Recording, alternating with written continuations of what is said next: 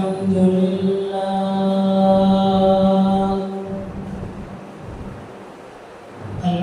لله نحمده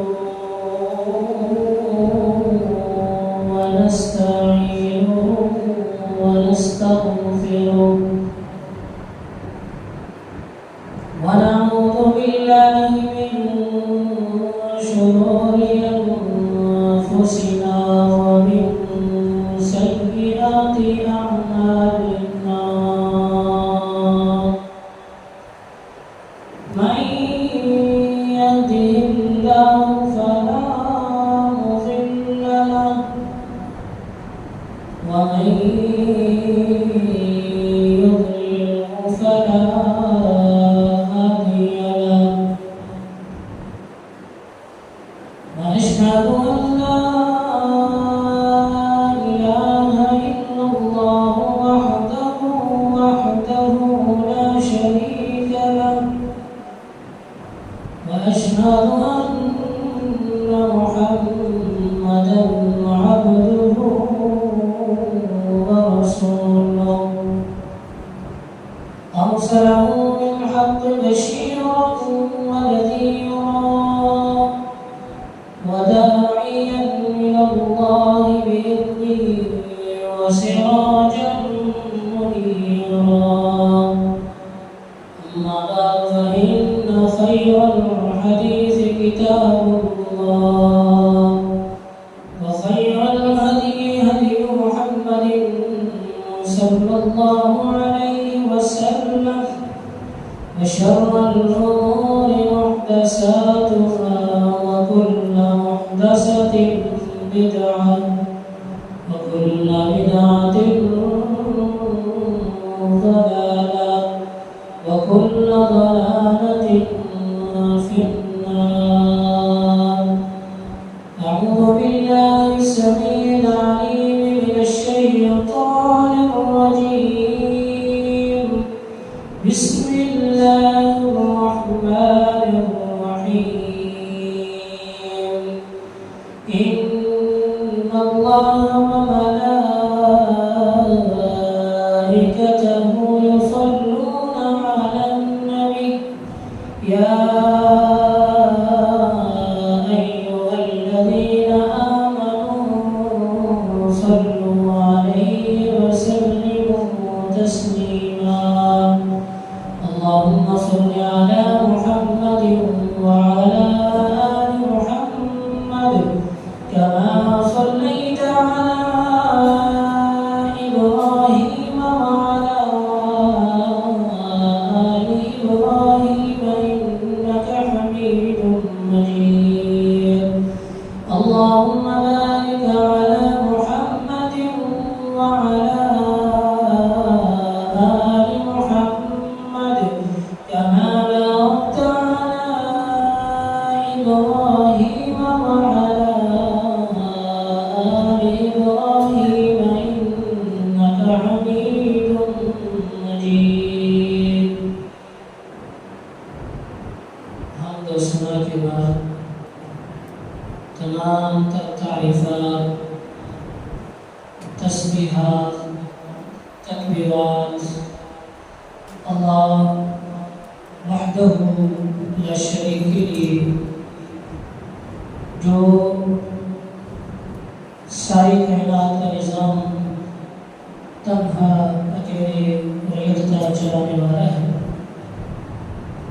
جو ازل سے ابد تک اکیلا ہے، اور درود و سلام آمنہ کے لال امام الانبیاء، امام المرسلین، امام المجاہدین، سید الاولین والآخرین جناب محمد رسول اللہ صلی اللہ علیہ وسلم کی ذات اقدس و اطہر و عالم و برکہ. محترم سامعین کرام، دین اسلام میں بنیادی طور پر جو عبادات نافذ کی گئی ہیں وہ دو قسم پر منقسم ہوتی ہیں. ایک فرضی عبادات اور دوسرا نفلی عبادات۔ آج ہمارے معاشرے میں نفلی عبادات کے متعلق 3 قسم کی غلطیاں پائی جاتی ہیں۔ ایک طرف وہ لوگ ہیں کہ جنہیں جب بھی کوئی عمل صالح بتلایا جائے، کسی نیکی کی ترغیب دی جائے، تو وہ سب سے پہلے پوچھتے ہیں آیا یہ عمل فرض ہے، واجب ہے، سنت ہے یا نفل۔ یعنی ان کے نزدیک نفلی عبادات کی کوئی حیثیت نہیں۔ اور دوسری طرف وہ لوگ ہیں جو اپنی طرف سے مختلف مہینوں، دنوں، راتوں کی نمازیں گھڑ رہے ہیں اور دین اسلام میں اضافہ کر رہے ہیں۔ کہیں شب معراج کے نفل، کہیں شب برات کے نفل، کہیں قضاء عمری کے نفل اور کہیں عاشورہ کے نفل۔ اور تیسرے وہ لوگ ہیں جو فرائض اور واجبات کے تو تارک ہیں، فرض ادا نہیں کرتے، نمازیں ادا نہیں کرتے۔ جو فرض اللہ تبارک و تعالیٰ نے حکم دیا کہ ان کو بجا لانا ہے، انہیں وہ نظر انداز کرتے ہیں، لیکن بعض نفلی عبادتوں کے وہ دلدادہ ہیں۔ یاد رکھیے یہ تینوں طریقے غلط ہیں۔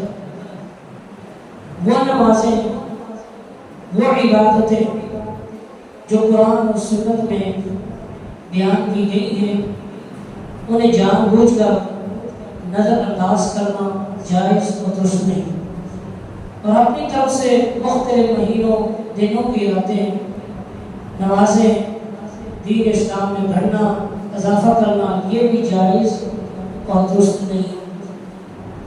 اور فرائض واجبات کو چھوڑ کر محض نفلی عبادات پر اکتفا کر لینا، یہ بھی جائز اور درست نہیں، کیونکہ کوئی بھی عبادت فرض عبادت کے بعد ہے، کوئی بھی عبادت فرض کے بغیر قابل قبول نہیں ہے۔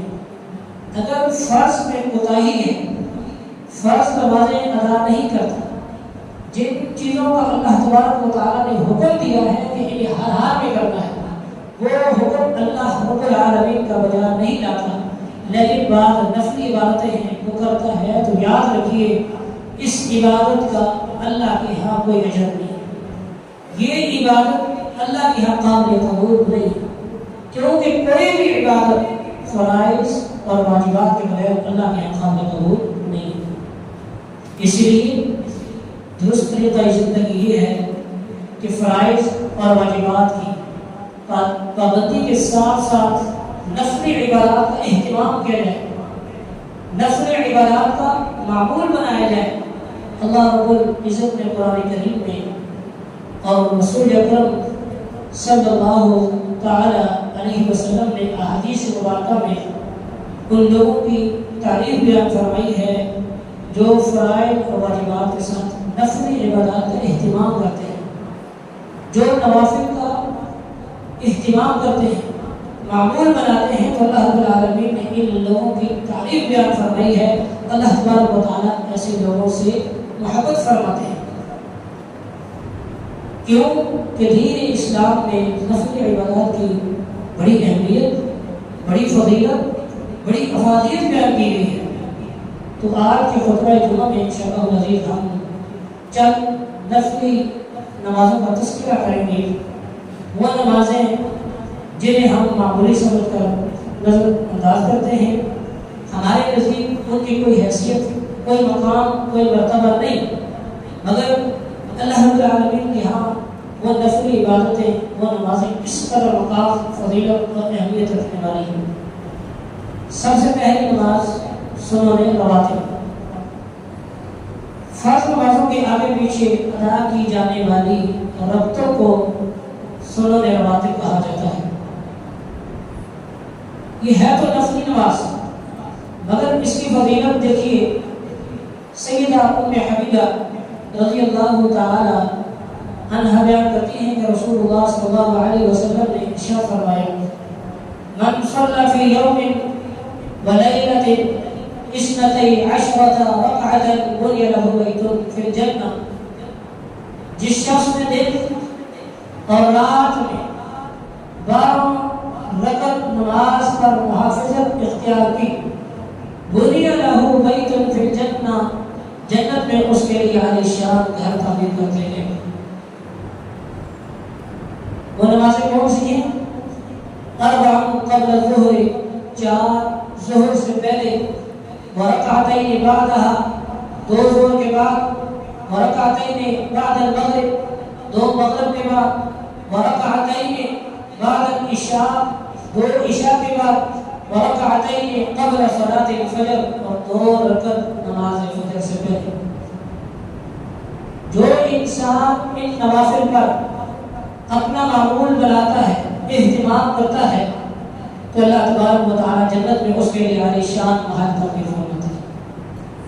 تو سوچئے، غور و فکر کیجیے، جو لوگ سنتیں ادا نہیں کرتے، وہ سنتوں میں غفلت کے شکار ہیں، صرف فرض نماز پڑھتے ہیں، بھاگ جاتے ہیں اور ان کو کوئی حیثیت نہیں دیتے، تو وہ سمجھیں کہ وہ کس قدر اجر و ثواب سے محروم رہ رہے ہیں، کتنا اجر اور ثواب کو ضائع کر رہے ہیں، اللہ کی طرف سے دیے ہوئے کتنے بڑے انعامات ہیں، اس کو محروم رہ رہے ہیں۔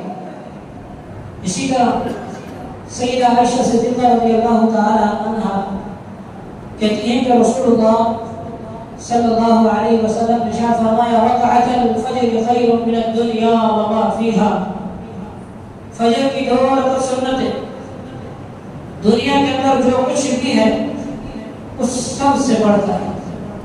جس انسان نے فجر کی 2 رکعت سنتیں ادا کر لی، وہ آج کے دن اللہ رب العالمین کے ہاں دنیا کا سب سے امیر ترین انسان ہے۔ دنیا کے اندر جو کچھ بھی ہے، بے شمار نعمتوں سے یہ دنیا بھری ہوئی ہے، مادیات سے یہ دنیا مالا مال ہے، عظیم نعمتیں ہیں اس دنیا کے اندر، لیکن جو انسان صبح کی 2 رکعتیں سنتیں ادا کرتا ہے، ان سب سے بڑھ کر فضیلت کا مقام والی یہ 2 سنتیں ہیں۔ اس قدر اللہ رب العالمین کے یہاں اس کا مقام ہے، اس کا مرتبہ ہے کہ دنیا کے بڑے بڑے لوگ، امیر لوگ، بزنس مین، ان کی کوئی حیثیت نہیں ہے اس انسان کے مقابلے میں جو فجر کی 2 سنتیں ادا کرتا ہے۔ حضرت ام حبیبہ رضی اللہ تعالی عنہا کہتی ہیں کہ رسول اللہ صلی اللہ علیہ وسلم سے میں نے سنا، آپ فرما رہے تھے من حافظ علی 4 رکعات قبل الظہر و4 بعدها حرمه اللہ علی النار، جو انسان ظہر سے پہلے 4 رکعت اور ظہر کے بعد 4 رکعتوں پر محافظت اختیار کرتا ہے، حرمه اللہ علی النار، اللہ اسے جہنم پر حرام فرما دیتے ہیں۔ 4 رکعتیں نفل ظہر سے پہلے ادا کرتا ہے اور 4 رکعت ظہر کے بعد ادا کرتا ہے، اس پر محافظت اختیار کرتا ہے، ہمیشہ اس کا معمول ہے کہ وہ یہ نمازیں پڑھتا ہے، تو اللہ رب العالمین نے ایسے انسان پر جہنم کو حرام کر دیا، یہ کبھی بھی جہنم میں داخل نہیں ہوگا۔ یہ محض نفلی عبادت، واجب بھی نہیں، ضروری بھی نہیں، مگر اس کی فضیلت دیکھیے کہ اس کے انعام اور اکرام میں اللہ رب العالمین اعلان فرما رہا ہے، اگر تم محافظت اختیار کرو گے تو تم پر جہنم کی آگ حرام ہے۔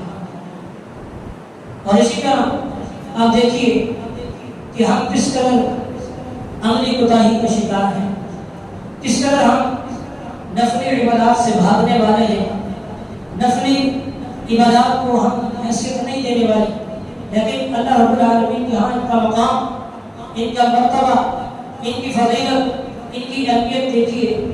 سیدنا عبداللہ بن عمر رضی اللہ تعالی عنہ روایت بیان کرتے ہیں کہ رسول اللہ صلی اللہ علیہ وسلم نے ارشاد فرمایا رحم اللہ امرا صلی قبل العصر 4، اللہ اس شخص پر رحم فرمائے جو عصر سے پہلے 4 رکعت سنتیں ادا کرتا ہے، اللہ اس شخص پر رحم فرمائے جو عصر سے قبل 4 رکعت نفل ادا کرتا ہے۔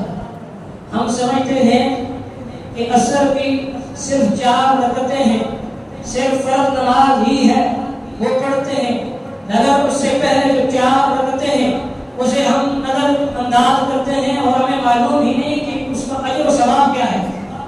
ہمیں یہ تک معلوم نہیں کہ عصر سے پہلے کتنے نوافل ہیں، کتنے نوافل ادا کرنے ہیں جن کی فضیلت اللہ کے ہاں بہت بلند ہے، بہت اعلیٰ ہے، کہ اگر کوئی شخص عصر سے پہلے 4 رکعتیں نفل ادا کرتا ہے تو اللہ اس پر رحم فرماتا ہے، اور جو اللہ کی رحمت کے سامنے آ گیا اس سے بڑا خوش نصیب سعادت مند انسان اور کون ہو سکتا ہے۔ اس پر اللہ کی رحمتوں کا نزول ہوتا ہے، اس پر اللہ کی نعمتوں کی بچھاڑ ہوتی ہے، وہ اللہ کی رحمت کا سائے میں ہوتا ہے۔ اس لیے کہ اللہ تبارک و تعالیٰ کا حکم مانتے ہوئے، نبی علیہ السلام کے فرامین کو سامنے رکھتے ہوئے اس نے ان نوافل کو نظر انداز نہیں کیا، بلکہ اللہ تبارک و تعالیٰ کا حکم بجا لایا تو اللہ تبارک و تعالیٰ نے اس کے لیے رحمت کے دروازے کھول دیے۔ میرے بھائیوں، غور فرمائیے، یہ ساری نمازیں نفلی نمازیں ہیں، یہ ایسی نمازیں ہیں کہ جن کے حکم میں تاکید نہیں ہے، مگر ان کی فضیلت، ان کی اہمیت دیکھیے کہ اللہ کے یہاں کا کتنا مقام، کتنا مرتبہ ہے۔ وہ لوگ جو سنتیں ادا کرنے میں کوتاہی کرتے ہیں، وہ جو لوگ نوافل ادا نہیں کرتے، سستی کاہلی کا شکار ہیں، وہ سوچیں، غور کریں کہ وہ کس قدر اجر و ثواب سے محروم ہیں، کتنا بڑا ثواب ہو جائے گا، کتنا بڑا اجر ہے جسے وہ نظر انداز کر رہے ہیں۔ اس انسان سے بڑا بدنصیب کون ہو سکتا ہے جو اللہ کی نعمتوں کو حاصل کرنا چاہتے ہیں، جو اللہ کی نعمتوں کو نظر انداز کرتے ہیں۔ تو میرے بھائیوں، ہمیں چاہیے کہ ہم سنتوں کی ادائیگی میں کوتاہی نہ کریں، ان کو بجا لائیں، اپنی زندگی کا معمول بنائیں، اور فرائض اور واجبات کے بعد ان کا خاص اہتمام کریں۔ اسی لیے کہ اللہ تبارک و تعالیٰ کے ہاں وہ انسان بڑے مقام مرتبے والا ہے جو ان نوافل کا اہتمام کرتا ہے۔ اللہ انہیں جنت میں محل عطا فرماتا ہے، جہنم کو حرام فرماتا ہے، اور ہر وقت اس پر رب کی رحمتوں کا نزول ہوتا ہے۔ تو کون نہیں چاہتا کہ ہم پر اللہ کی رحمتوں کا نزول ہو؟ کون چاہتا ہے کہ ہم اللہ کی رحمت سے محروم رہیں؟ ہر انسان کی یہ خواہش، یہ تمنا، یہ آرزو ہے کہ ہم ہر وقت اللہ کی رحمت کے سائے میں، کبھی بھی اللہ کی رحمت کا سایہ ہمارے سروں سے نہ اٹھے، تو پھر جو حکم اللہ تبارک و تعالیٰ نے ہمیں دیا ہے اس پر ہم عمل کریں۔ اسی طرح دوسری نماز ہے صلاۃ الضحیٰ، چاشت کی نماز۔ سورج طلوع ہونے کے کچھ دیر بعد جو نماز ادا کی جاتی ہے اسے صلاۃ الضحیٰ، چاشت کی نماز کہا جاتا ہے۔ یہ نفلی نماز ہے، لیکن اس کی فضیلت، اس کی اہمیت دیکھیے۔ سیدنا ابو ذر رضی اللہ تعالی عنہ روایت بیان کرتے ہیں کہ رسول اللہ صلی اللہ علیہ وسلم نے فرمایا، یسبق علی کل سلامہ من احدکم صدقہ، تم میں سے کوئی انسان جب صبح کرتا ہے تو اس کے ہر جوڑ پر صدقہ کرنا واجب اور ضروری ہوتا ہے۔ فکل تسبیحۃ صدقہ، سبحان اللہ کہنا صدقہ ہے، وکل تحمیدۃ صدقہ، الحمدللہ کہنا صدقہ ہے، وکل تہلیلۃ صدقہ، لا الہ الا اللہ کہنا صدقہ ہے، وکل تکبیرۃ صدقہ، اللہ اکبر کہنا صدقہ ہے، وامر بالمعروف صدقہ، نیکی کا حکم دینا صدقہ ہے، ونہی عن المنکر صدقہ، برائی سے روکنا، گناہوں سے روکنا یہ بھی صدقہ ہے، مگر وَيُسْرُ مِنْ ذَلِكَ وَقْعَتَانِ يَرْفَعُهُمَا مِنَ الضُّحَىٰ، ان تمام چیزوں کو جو کفایت کرتی ہیں وہ چاشت کی 2 رکعتیں ہیں۔ چاشت کی 2 رکعتیں ادا کرو، آپ کے جسم کے ہر جوڑ کی طرف سے صدقہ قبول ہو جائے. جو صدقہ آپ پر واجب ہے، آپ کی ذات پر جو صدقہ واجب ہے، آپ کے نفس پر جو صدقہ واجب ہے، چاش کی 2 رکعتیں ادا کرو گے، اللہ تبارک و تعالیٰ کی طرف سے آپ کے ہر جوڑ کا صدقہ ادا ہوگا. یہ وہ نماز ہے کہ صدیقہ کائنات سیدہ عائشہ صدیقہ رضی اللہ تعالی عنہا 8 رکعت ادا کیا کرتی تھی. 8 رکعت ادا کیا کرتی تھی. ان کا معمول مبارک تھا، مگر ہم تو فجر کی نماز نہیں پڑھتے، 4 سے 2 کی بات ہے. وہ کہا کرتی تھی لو نشرنی ابوایا ما ترکتها، اگر میرے والدین زندہ کر دیے جائیں خوشی کے اس عالم میں، خوشی کے اس لمحے میں کہ جب انسان دنیا کی سب سے بڑی خوشی ملنے کے بعد دنیا کی ہر نعمت کو، ہر رحمت کو حقیر جانتا ہے، لیکن میں اس وقت بھی ان 2 رکعتوں کو نہیں چھوڑوں. والدین کا زندہ کرنا یہ بہت بڑی نعمت ہے. والدین کو دوبارہ زندہ کر کے سامنے لانا یہ بہت بڑی نعمت ہے، لیکن میں خوشی کے اس لمحے میں ان 2 رکعتوں کو نہیں چھوڑوں. یہ کوئی فرضی عبادت نہیں، نفل عبادت ہے، لیکن وہ صحیح معنوں میں سمجھتے تھے. انہوں نے صحیح معنوں میں قرآن کو جانا، سمجھا، اللہ کی معرفت میں جان کو حاصل کیا. صحیح معنوں میں وہ سمجھے کہ نفل عبادات کی کس قدر اللہ کی اہمیت اور فضیلت ہے. اس لیے فرماتی ہے لو نشرنی ابوایا ما ترکتها، اگر آج میرے والدین زندہ کر دیے جائے تب بھی میں نہیں چھوڑوں گی. اور ہم تو کبھی پڑھتے ہی نہیں. فرض نمازوں کے اندر کوتاہی کرنے والے، فرض نماز ادا کرنے والے، وہ بھی اس کے اندر بڑی کمی کوتاہی کرتے ہیں. بہت کم لوگ ہیں جو چاش کی نماز سے واقف ہوتے ہیں، جو چاش کی نماز کا اہتمام کرنے والے ہیں، اور جو اہتمام کرتے ہیں وہ اللہ کے ہم بہت بڑا مقام، بہت بڑا مرتبہ رکھنے والے ہیں. میرے بھائیوں، چاش کی نماز کا اہتمام، سورج طلوع ہونے کے بعد جو نماز پڑھی جاتی ہے اس کا خاص اہتمام کرو. ہر جوڑ کی طرف سے صدقہ ادا ہوتی ہے. اس نماز کا بڑا مقام، بڑا مرتبہ اور بڑی فضیلت ہے. وہ لوگ جو فرض نماز ادا کرتے ہیں، فجر کی نماز بھی پڑھتے ہیں اور اس کے بعد ذکر اذکار میں مشغول رہتے ہیں، مگر بعض عملی کوتاہیوں کی وجہ سے سورج طلوع ہونے کے بعد نکل جاتے ہیں، تو انہیں چاہیے کہ وہ گھروں میں، مسجد میں، جہاں کہیں بھی ہوں، آفس میں، دفتر میں اس نماز کا اہتمام کریں. اللہ تبارک و تعالیٰ نعمت اور رحمتوں کی بچھاڑ فرمائے. اور اسی طرح تیسری نماز ہے نفل نماز صلاۃ اللیل، رات کی نماز جسے قیام اللیل کہا جاتا ہے، جسے تہجد کی نماز کہا جاتا ہے. یہ وہ نماز ہے کہ اللہ تبارک و تعالیٰ نے قرآن مجید میں جہاں اپنے مخصوص بندوں کا تذکرہ فرمایا وہاں ان کی اس خصلت کا تذکرہ ضرور فرمایا. جہاں انبیاء، صلحاء، اتقیاء، اولیاء، صحابہ، محدثین، مفکرین کا تذکرہ فرمایا وہاں ان کی اس خوبی کو ضرور بیان فرمایا ہے کہ وہ راتوں کو اٹھ کر اللہ کے سامنے نمازیں پڑھا کرتے تھے. وہ لوگ جو صلاۃ اللیل کا اہتمام کرتے ہیں، جو تہجد کی نماز کا اہتمام کرتے ہیں، وہ اللہ کے انتہائی مقرب، وہ اللہ کے انتہائی پیارے اور محبوب ہیں. یہ نماز اللہ رب العالمین کو انتہائی محبوب ہے، انتہائی پیاری ہے. اگر کوئی یہ چاہتا ہے کہ میں اللہ کا تقرب حاصل کروں، اگر کوئی یہ چاہتا ہے کہ میں اللہ کا ولی بنوں، تو پھر اس پر لازم ہے کہ وہ تہجد کی نماز ادا کرے.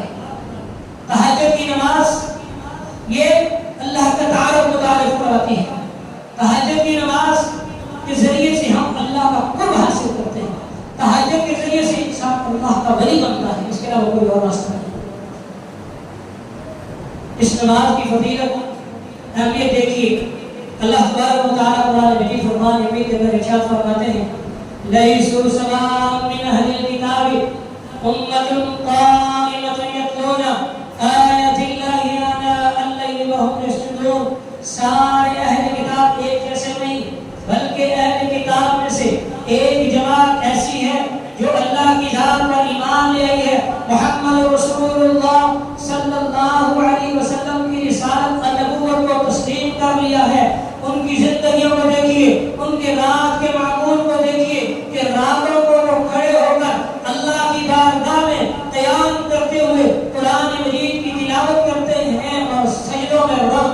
بھیڑ گراتے ہیں.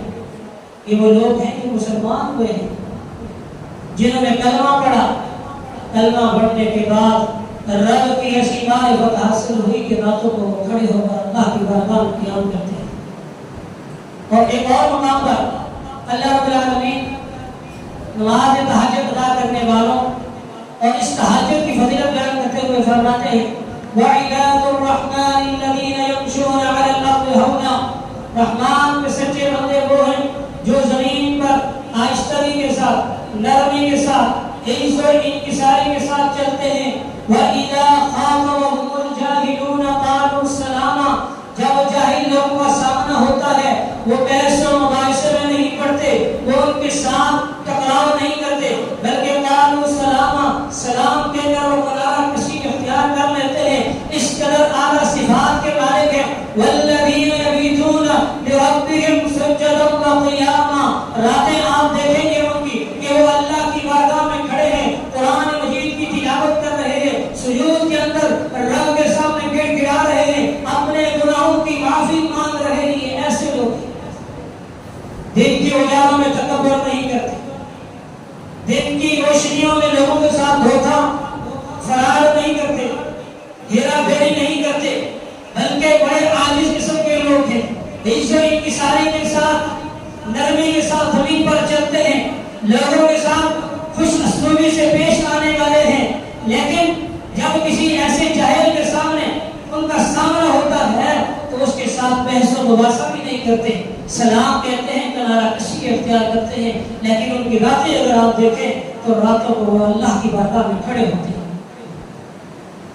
یہ اللہ کے نیک لوگوں کی صفات، یہ عادات ہوا کرتی ہیں کہ دن کے اجالوں میں وہ نرمی اختیار کرتے ہیں، عز و انکساری اختیار کرتے ہیں، اور راتوں کو رب کے سامنے گڑ گڑاتے ہیں. دن کو بھی نیکیاں اور رات کو پھر اپنے گناہوں کی معافی. کہ ہو سکتا ہے کسی لمحے، کسی ساتھ ہم سے کوئی گناہ ہو گیا ہو، کوئی لغزش ہو گئی ہو، کوئی خطا ہو گئی ہو، تو اللہ ہمیں معاف فرمائے. اور ایک اور مقام پر اللہ رب العالمین تہجد کی نماز ادا کرنے والوں کی فضیلت بیان کرتے ہوئے فرماتے ہیں تتجافا جنوبهم عن المضاجع يدعون ربهم خوفا وطمعا ومما رزقناهم ينفقون.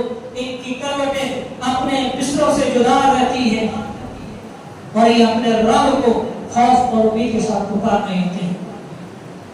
راتوں کو بہت تھوڑا سونے والے، سب سے زیادہ لمبا قیام کرنے والے، تتجافا جنوبهم عن المضاجع، وہ خوب غفلت کی نیند نہیں سوتے بلکہ وہ بیدار ہوتے ہیں، اللہ کی بارگاہ میں کھڑے ہوتے ہیں، قیام کرتے ہیں، رکوع اور سجود میں رب سے معافی مانگتے ہیں. لیکن دن کی اجالوں میں وَمِمَّا رَزَقْنَاهُمْ يُنْفِقُونَ، جو کچھ ہم نے دیا ہے اس میں سے وہ خرچ بھی کرتے ہیں. راتوں کو عبادت کرنے والے نہیں، صرف راتوں کو نماز تہجد ادا کرنے والے نہیں، صرف راتوں کو اللہ کی بارگاہ میں کھڑے ہو کر گناہوں کی معافی طلب کرنے والے نہیں، بلکہ دن کی روشنیوں میں، دن کے اجالوں میں غرباء، مساکین، محتاج، تنگ دستوں پر خرچ کرنے والے بھی ہیں. یہ اللہ کی نیک لوگوں کی عادات اور صفات ہے کہ راتوں کو بھی نیکیاں اور دن کو بھی نیکیاں. رات اللہ کی بارگاہ میں کھڑے ہو کر تنہا رب سے معافیاں مانگتے ہیں اور دن کے اجالوں میں لوگوں کے ساتھ نیکیاں کرتے ہیں. ایسے متکبر نہیں کہ نمازیں پڑھتے ہوں، حج بھی کرتے ہوں، صحابت کے دریا بہاتے ہوں، عام لوگوں کے ساتھ بد اخلاقی کے ساتھ، بدتمیزی کے ساتھ پیش آتے ہوں. یہ اللہ کے نیک لوگوں کی عادات و صفات نہیں کہ وہ ایک طرف نمازیں پڑھ رہے ہوں، ایک طرف تہجد کا اہتمام کرتے ہوں، ایک طرف اللہ سے گناہوں کی معافی مانگ رہے ہو، اور دن کی روشنی میں لوگوں کے ساتھ بد اخلاقی کے ساتھ، بدتمیزی کے ساتھ پیش ایسے لوگ ہیں. اللہ کے نیک لوگوں کی عادات اور صفات رب العالمین بار بار بیان فرمائے. ان کی راتیں کیسے گزرتی ہیں، ان کے دن کیسے گزرتے ہیں. یہ واضح پیغام دیا گیا ہے کہ وہ ایسے نہیں ہے کہ راتوں کو عبادت کریں اور دن کو ڈاکے ماریں، راتوں کو عبادت کریں اور دن کو لوگوں کا حق کھائیں. ایسے نہیں، بلکہ اللہ کے جو مقرب ہوتے ہیں، جو اللہ کے ولی ہوتے ہیں، جنہوں نے اللہ کی صحیح معنوں میں معرفت پہچان حاصل کی ہے، وہ دن بھی اللہ کے ڈرتے ہیں اور رات کو بھی اللہ سے ڈرتے ہیں. میرے بھائیوں، نماز کا اہتمام کیجیے. یہ نماز بڑی فضیلت والی، یہ اللہ کے قریب لے کر جانے والی ہے. یہ نماز انسان کو زمین کی پستیوں سے نکال کر آسمان کی بلندیوں پر فائز کرنے والی ہے. دنیا کا کوئی ایسا انسان نہیں جو تہجد کی نماز ادا کرتا ہو اور دل کو وہ روتا ہو. دنیا کا کوئی ایسا انسان نہیں جو نماز تہجد ادا کرتا ہو اور وہ پریشان ہو. نہیں ہو سکتا کبھی بھی. اللہ رب العالمین ارشاد فرماتے ہیں الصابرین، صبر کرنے والے، والصادقین، سچ بولنے والے، والقانتین، فرما برداری کرنے والے، والمنفقین، اللہ کے راستے میں خرچ کرنے والے، والمستغفرین بالاسحار، رات کے پچھلے پہر اللہ سے بخشش طلب کرنے والے. کانوا قلیلا من اللیل ما یہجعون، یہ راتوں کو بہت کم سویا کرتے ہیں. صبر کرنے والے ہیں، سچ بھی بولنے والے ہیں، فرما برداری کرنے والے ہیں، نافرمان نہیں ہیں، گناہوں کی بخشش طلب کرنے والے ہیں. یہ ایسے لوگ ہیں، ایسے عالی مقام مرتبے والے ہیں کہ راتوں کو بہت تھوڑا سوتے ہیں. راتوں کو زیادہ حصہ ان کا اللہ کی بارگاہ میں تلاوت کرتے ہوئے، رکوع اور سجود کرتے ہوئے گزرتے ہیں. میرے بھائیو، یہ وہ نماز ہے کہ جس کی فضیلت امام الانبیاء جناب محمد رسول اللہ صلی اللہ علیہ وسلم نے اپنے ارشادات گرامی میں بڑے زبردست انداز میں بیان فرمائی ہے. کہیں دعا دیتے ہوئے فرمایا اللہ تبارک و تعالی اس شخص پر رحم فرمائے جو رات کو اٹھتا ہے، نماز تہجد ادا کرتا ہے، اپنی بیوی کو بیدار کرواتا ہے، وہ بھی نماز تہجد ادا کرتی ہے. اگر وہ انکار کر دے تو اس کے منہ پر، اس کے چہرے پر پانی کے چھینٹے مارتا ہے. اللہ اس عورت پر رحم فرمائے جو رات کو اٹھ کر نماز تہجد ادا کرتی ہے، اپنے خاوند کو بیدار کرتی ہے، وہ بھی اٹھتا ہے، دونوں اللہ کی بارگاہ میں کھڑے ہوتے ہیں، نوافل کا اہتمام کرتے ہیں، تہجد کی نماز ادا کرتے ہیں. اگر خاوند انکار کر دے تو اس کے چہرے پر پانی کے چھینٹے مارتی ہے، وہ بھی کھڑا ہوتا ہے، اللہ کی بارگاہ میں قیام کرتا ہے. میاں بیوی کا مقام مرتبہ اللہ کے ہاں بہت بلند ہو جاتا ہے جب وہ اللہ تبارک و تعالیٰ کے احکامات کو بجا لاتے ہیں. اللہ تبارک و تعالیٰ ان پر خاص رحمت فرماتا ہے میاں بیوی پر جو رات کے آخری پہر اٹھتے ہیں، نماز تہجد ادا کرتے ہیں. اگر ان میں سے کوئی ایک انکار کر دے تو پانی کے چھینٹے مار کر اسے بجا کرنا. اور ہمارے گھروں کا حال کیا ہے؟ فرض نماز پڑھنے جاتے ہیں، گھر کے آگے افراد سو رہے ہیں، اٹھانا گوارا نہیں سمجھتے ہم فجر کے لیے. یہاں تو خوبیاں خصلتیں بیان ہو رہی ہیں کہ میاں بیوی رات اٹھتے ہیں نماز تہجد کے لیے. وہ فرض بھی نہیں ہے، مگر اٹھتے ہیں ایک دوسرے کو زبردستی کھاتے ہیں، اٹھو اللہ کی بارگاہ میں کھڑے ہو جاؤ، جو کچھ مانگنا ہے اللہ سے مانگ لو، یہی تو وقت ہے. اللہ کی رحمت جوش مار رہی، جو مانگو گے بعینہ اللہ وہی عطا فرمائے. اور کہیں اللہ کے پیارے نبی علیہ الصلوۃ والسلام اس نماز کا درجہ، اس نماز کی فضیلت بیان کرتے ہوئے فرماتے ہیں علیکم بقیام اللیل، وہ کائنات والو رات کی نماز کو لازم پکڑو. فإنہ دأب الصالحین قبلکم، کیونکہ یہ تم سے پہلے نیک لوگوں کی عادات اور صفات ہوا کرتی تھی. وَهُوَ قُرْبَةٌ لَكُمْ إِلَىٰ رَبِّكُمْ، یہ تمہارے رب کے قرب کا ذریعہ. وَمُكَفِّرَةٌ لِلسَّيِّئَاتِ وَمُنْهَاةٌ عَنِ الْإِثْمِ، برائیوں کے خاتمے اور گناہوں سے دور رہنے کا سب سے بہترین سبب اور ذریعہ ہے. راتوں کو اٹھ کر اللہ کی بارگاہ میں قیام کرو. یہ اللہ کے نیک لوگوں کی عادات ہے، ان کی خوبیاں ہوا کرتی ہیں کہ وہ راتوں کو اللہ کی بارگاہ میں کھڑے ہوتے ہیں. اس نماز سے آپ کو اللہ کے ہاں قرب حاصل ہوگا. اس نماز سے آپ کو اللہ کے ہاں ولی بنا دیا جائے گا. اس نماز کے ذریعے سے اللہ آپ کے گناہوں کو مٹا دے گا. اس نماز کے ذریعے سے اللہ آپ کو گناہوں سے دور رکھے گا. آپ کا دل چاہے گا کبھی گناہ کرنے کا، لیکن یہ نماز اس قدر فضیلت والی ہے کہ اللہ تبارک و تعالیٰ آپ کو گناہ سے بچا لے اس نماز کی فضیلت کی وجہ سے. وَمُكَفِّرَةٌ لِلسَّيِّئَاتِ وَمُنْهَاةٌ عَنِ الْإِثْمِ، انسان گنہگار ہے، کل بنی آدم خطاء، لیکن جب کبھی گناہ کی طرف دل مائل ہوگا، ایک تہجد گزار انسان کا، اللہ رب العالمین اسے روک لے، یہ تو میرا محبوب ہے، اس نے تو میرا قرب حاصل کیا ہوا ہے، اللہ اسے گناہوں سے بچا لے گا، روک لے گا۔ اگر تم سمجھتے ہو کہ ہم گناہوں سے دور رہیں، برائیوں سے دور رہیں، خطاؤں لفظوں سے دور رہنا چاہتے ہو، تو اس کا صرف ایک ہی حل ہے، آخری حل ہے، نماز تہجد ادا کرو، اللہ آپ کو گناہوں سے دور رکھے۔ اور کہیں اس سے محروم رہنے والوں پر مرتب ہونے والے شیطانی اثرات بیان کرتے ہوئے فرمایا کہ جب تم میں سے کوئی شخص نیند کرتا ہے تو شیطان اس کے سر کی گدی پر 3 گرے لگاتا ہے، اور ہر گرے لگاتے ہوئے ہاتھ پھیرتا اور کہتا سو جا، تیری رات بڑی طویل ہے، سویا رہتا۔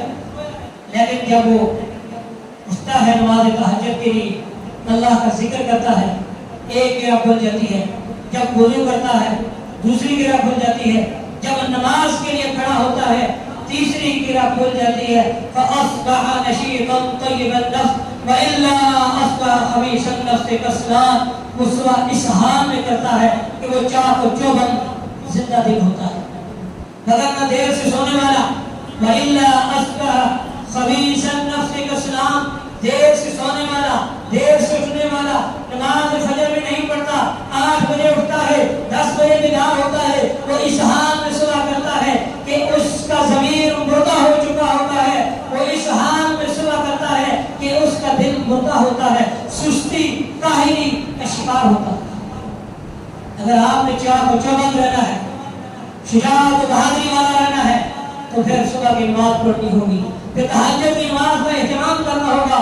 7 بجے اٹھنے والا، 8 بجے اٹھنے والا لازمی طور پر وہ سستی اور کاہلی کا شکار ہوگا، پورا دن سستی میں اس کی زندگی گزرتی ہے۔ آج ہر شخص ٹینشن کا شکار، ہر شخص پریشان نظر آتا ہے، ہر شخص یہی کہتا ہے کہ بہت سستی ہے، بڑی سستی ہے، بڑی کاہلی ہوئی۔ اللہ کے بندے کیسے نہ ہو، 10 بجے تو اٹھتا ہے، اللہ کی نافرمانی میں تو نے رات گزاری، اللہ کی بغاوت میں تو نے صبح کی، تو تو کیسے چاہتا ہے کہ تو چاق و چوبند ہو؟ اگر تو چاق اور چوبند رہنا چاہتا ہے، بشاش بشاش زندگی گزارنا چاہتا ہے، تو پھر نماز تہجد کے لیے کھڑا ہو، اور رب تجھے شجاعت و بہادری سے نوازے۔ نبی علیہ السلام کے پاس ایک شخص کا تذکرہ ہوا کہ وہ صبح دیر تک سویا رہتا ہے، نماز فجر بھی ادا نہیں کرتا، تو آپ علیہ السلام نے فرمایا ذاک رجل قال الشیطان فی اذنی او قال فی اذنی، یہ ایسا انسان ہے کہ جس کے کان میں یا جس کے دونوں کانوں میں شیطان نے پیشاب کر دیا، اسی لیے وہ دیر سے اٹھتا ہے، شیطان نے پیشاب کر دیا اس لیے وہ دیر سے اٹھتا ہے۔ تو میرے بھائیو، صبح کو جلدی اٹھیے، نماز تہجد کا اہتمام کیجیے، فجر کی نماز کا اہتمام کیجیے، ورنہ بہت بڑی محرومی، اس انسان سے بڑا بدبخت بدنصیب کون ہوگا جو اللہ کی نعمتوں سے منہ موڑے، جو اللہ کی رحمتوں سے کنارہ کشی اختیار کرنا چاہے۔ ایک طرف رب العالمین اسے پکارے، ہے کوئی مجھ سے بخشش طلب کرنے والا، ہے کوئی مجھ سے کچھ مانگنے والا، تمہیں تمہاری پریشانیاں، تمہارے غم، تمہارے دکھ میں دور کرنے کے لیے۔ لیکن لوگ سوئی غفلت کی، اور پھر کہتے ہیں ہم بڑے پریشان ہیں، پریشانیاں ہیں، دکھ ہیں، غم ہیں، مصیبتیں ہیں کہ جان نہیں چھوڑتی۔ کیسے چھوڑیں؟ اگر پریشانیوں سے بچنا چاہتے ہو، دکھوں اور غموں سے بچنا چاہتے ہو، تو پھر راتوں کو اللہ کی بارگاہ میں کھڑے ہو جاؤ، اللہ سے گناہوں کی معافی مانگو، اللہ تمہیں اپنا قرب عطا کر کے تمہیں بلندیوں سے نوازے گا۔ میرے بھائیو، یہ وہ نماز ہے کہ ہر دور میں نیک لوگ اس کے پابند رہے، انبیاء علیہ السلام اس کے پابند رہے، صحابہ اکرام اس کے پابند رہے، تابعین اس کے پابند رہے، محدثین اس کے پابند رہے، مفکرین اس کے پابند رہے۔ کوئی ایسا عالم دین نہیں، کوئی ایسا محدث نہیں گزرا، کوئی ایسا نبی نہیں گزرا، کوئی ایسا صحابی نہیں جو نماز تہجد ادا نہ کرتا ہو۔ حضرت ابو ہریرہ رضی اللہ تعالی عنہ جلیل القدر صحابی ہیں، رات کو 3 حصوں میں تقسیم کر رکھا تھا. پہلے حصے میں خود قیام کرتے, دوسرے حصے میں دوسرا اور تیسرے میں تیسرا شخص قیام کرتا. اس طرح سیدنا ابو ہریرہ رضی اللہ تعالیٰ عنہ کے گھر پوری رات قرآن مجید کی آواز گونجتی تھی. سیدنا ابو موسیٰ اشعری رضی اللہ تعالیٰ عنہ کہتے ہیں کہ میں اپنے قبیلے کے اشعری قرآن کرام کو صرف ایک اس وجہ سے پہچانتا ہوں کہ رات کو ان کے گھروں سے قرآن مجید کی آواز گونج رہی ہوتی ہے. یہی میرے پاس ایک پہچان ہے, یہی ایک نشانی ہے, یہی ایک علامت ہے کہ میں اپنے قبیلے کے لوگوں کو صرف اس بنا پر پہچانتا ہوں کہ راتوں کو وہ اللہ کی بارگاہ میں کھڑے ہوتے تھے اور قرآن مجید کی تلاوت کر رہے ہوتے ہیں. یہی ایک نشانی ہے کہ میں پہچان جاتا ہوں. کسی گھر سے اگر قرآن کی آواز آتی ہے تو میں سمجھتا ہوں یہ قبیلہ اشعری کا کوئی قاری ہوگا. خود نبی کریم صلی اللہ علیہ وسلم کا معمول مبارک تھا, اکثر رات کو مدینہ کی گلیوں میں نکل جایا کرتے تھے. اور نکلنے کا مقصد تھا کہ صحابہ کو قرآن سمجھ جائے. گلیوں میں نکل جاتے, معمول کے مطابق آپ چکر لگاتے اور گھروں سے قرآن مجید کی آواز گونج رہی ہوتی. صحابہ اکرام قرآن مجید پڑھ رہے ہوتے اور نبی کریم صلی اللہ علیہ وسلم رات کو ان کا قرآن سنتے. پھر دیکھ کے جانا میں تربیت فرماتے کہ آپ آواز کو اونچی کریں, آپ آواز کو مدھم کریں.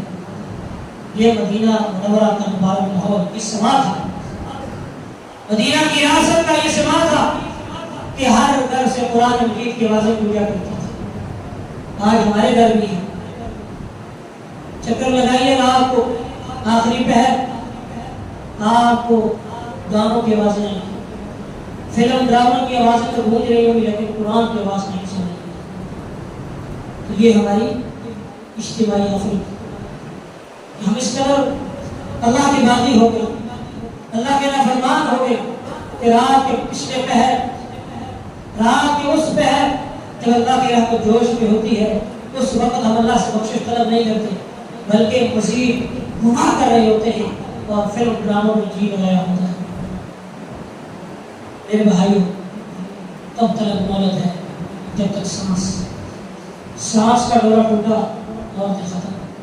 پھر یا لیتنی اتخذت, یا لیتنی ہائے افسوس کاش کہ میں نے رسول کی راہ پکڑی ہوتی, میں نے نماز تہجد ادا کی ہوتی, میں نے صدقہ کیا ہوتا, میں نے فلاں نہیں کی ہوتی, لیکن تب کوئی فائدہ نہیں.